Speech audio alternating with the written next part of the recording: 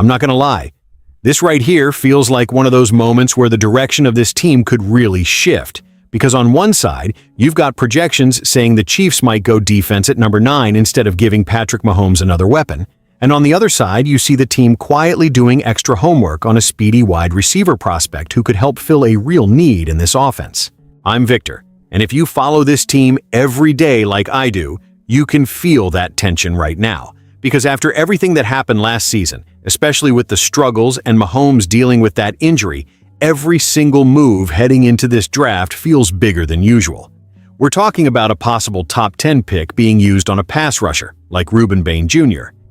Which says a lot about how serious the defensive issues are, but at the same time, the front office is clearly still looking at offensive options, even if it's later in the draft with a guy like Malik Benson who brings elite speed and upside. And that's exactly why this moment matters so much, because it feels like the Chiefs are trying to balance two different priorities at the same time, fixing the defense while also figuring out how to support Mahomes better when he comes back. So stick with me, because we're going to break down what this really means, what direction this team could take, and why these two moves together might tell us everything about the future of the Chiefs. And hey, if you're enjoying this kind of breakdown and you follow this team as closely as I do, go ahead and subscribe and help us reach 2,100 subscribers, because we're building a real community of Chiefs fans here, and I want you to be part of it. Alright, so let's really talk about what's going on here. Because this projection of the Chiefs going defense at number 9 instead of giving Patrick Mahomes another weapon says a lot more about the current state of this team than people might want to admit at first glance.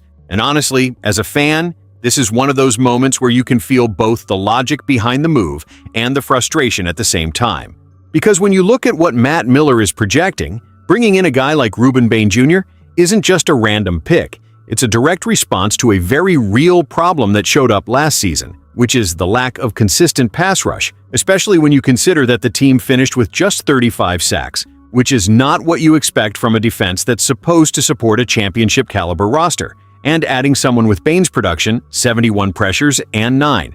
5 sacks immediately gives you a player who can step in and make an impact right away. At the same time, this is where things get complicated emotionally for the fan base, because we all know what this offense looked like when it was at its peak, and we all know that right now, even with a guy like Kenneth Walker coming in to help the run game, the wide receiver room still feels incomplete, still feels like it's missing that reliable, game-changing presence that defenses actually have to fear every single snap. So passing on an offensive weapon in the top 10 feels like a risk in a completely different way. And that's really the balancing act the Chiefs are dealing with right now. Because on one hand, you have a rare opportunity to grab a blue-chip defensive player who fills a clear need and could elevate the entire unit. But on the other hand, you're also making a conscious decision to delay giving your franchise quarterback more help, especially coming off an injury, which is not something fans are going to feel completely comfortable with, no matter how you explain it.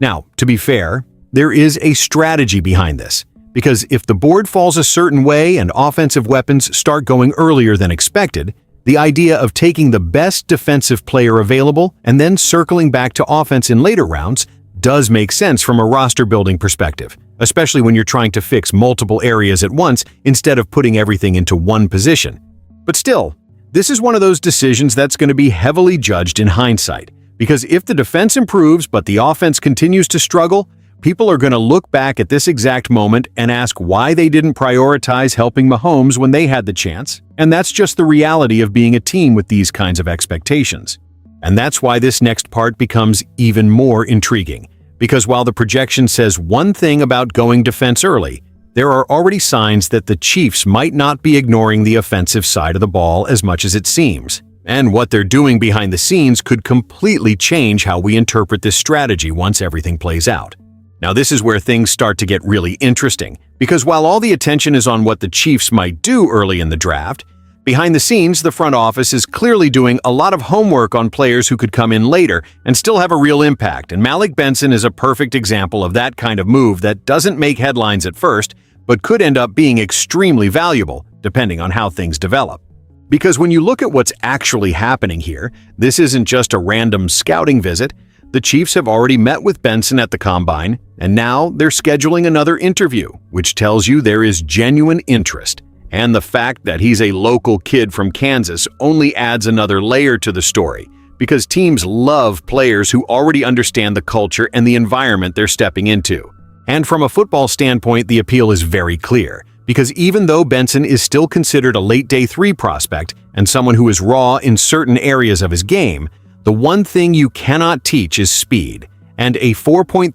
40-yard dash immediately puts him in a category that fits exactly what Andy Reid has always valued in his offense, which is players who can stretch the field and create explosive plays at any moment. At the same time, this is where the cautious side of me as a fan starts to kick in, because we've seen players with elite speed before who never fully developed into complete receivers. And when you look at Benson's journey, bouncing between programs and only really breaking out late in his college career, it raises that question of whether he's a hidden gem waiting for the right system or just a situational player who needs time to grow. But here's why this move actually makes a lot of sense within the bigger picture. Because if the Chiefs do go defense early like we talked about, then targeting a player like Benson later in the draft becomes part of a broader strategy where you're trying to address multiple needs without overcommitting resources to just one position, and you're betting on upside rather than immediate production. And honestly, there's something about this type of move that fits the identity of this team over the years, because the Chiefs have never been afraid to take chances on players with unique traits, especially when they believe their coaching staff can develop that talent into something more. And if Benson lands in the right situation, learning from a quarterback like Mahomes and playing in a system that values speed, there is definitely a scenario where he becomes more than what people expect right now. Now, when you connect this back to what we talked about earlier, this paints a very clear picture of a team trying to balance urgency with patience. Because on one side, you have a potential top 10 defensive pick meant to fix immediate issues, and on the other side, you have a developmental offensive piece that represents a longer-term investment. And together, those two approaches show that the Chiefs are not just thinking about next season, they are trying to rebuild this roster in a way that keeps them competitive for years to come. And as a fan, that leaves you in a place where you can see the logic behind the plan, you can understand why they're making these moves, but at the same time, you can't ignore the fact that there are still risks involved.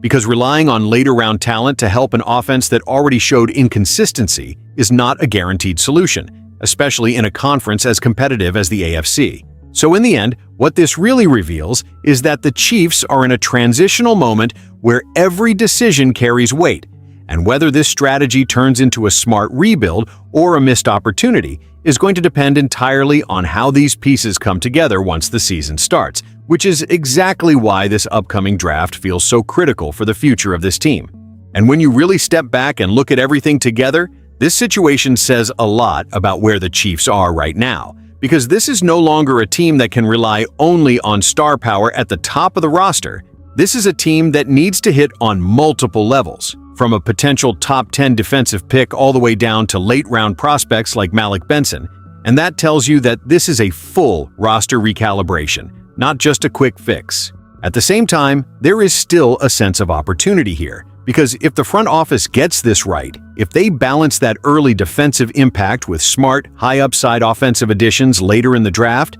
this could actually turn into one of those drafts that reshapes the identity of the team in a positive way, bringing back that explosiveness on offense while also fixing the issues that held them back defensively last season. But let's be honest, this is also one of those moments that comes with pressure, because when you start relying on development, on potential, on late-round upside, you're taking on more risk. And in a conference where teams are only getting stronger, there is very little margin for error, which means every single decision from here on out is going to matter more than usual. So, as a fan, I think the best way to describe this moment is a mix of cautious optimism and real expectation, because you can see the plan forming, you can understand the direction, but at the same time, you know that this team needs results, not just good ideas, and this draft is going to be a major test of whether they can actually execute that vision. Now I want to hear from you, because this is the kind of situation where opinions are going to be all over the place. Do you trust this approach of going defense early and betting on upside later? Or do you think they should be more aggressive in giving Mahomes immediate help? Drop your thoughts in the comments, because I really want to know where you stand on this. And if you enjoy breaking all of this down together like real fans who live every moment of this team, go ahead and like the video and subscribe to the channel, because we're getting really close to 2,100 subscribers, and your support truly helps this channel grow and reach more Chiefs fans just like you.